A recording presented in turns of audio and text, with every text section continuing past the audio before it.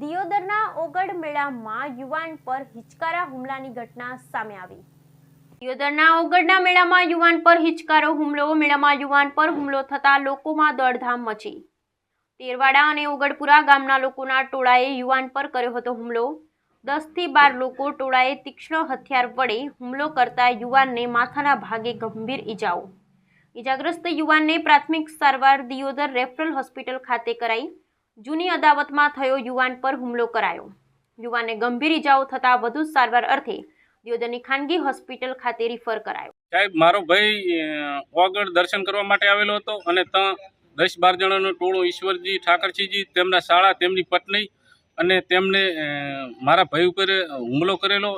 3-4 kilometre દોડાયો અને દોડાઈને હુમલો કરેલો। શરીરના જાનથી મારી નાખવાની ધમકી આપેલી છે અને શરીરના ઘા ઝીકેલા છે માથામાં। અને એમના જોડે 10-12 જણા ટોળું હતું, એમના જોડે બધા જોડે હથિયાર હતા અને બીજા લોકો 10-12 જણા હતા, એમની પત્ની, એમના શાળા અને આગળની ખાલી અમારે જૂની અદાવતને કારણે, બોલાચાલને કારણે હતી, એટલે એમને કારણે એની મારા ભાઈ ઉપર જાનથી મારી નાખવાનો હુમલો કર્યો છે। પોલીસને અમે અમારી વિનંતી છે કે સાચામાં સાચો અમને ન્યાય અપાવે।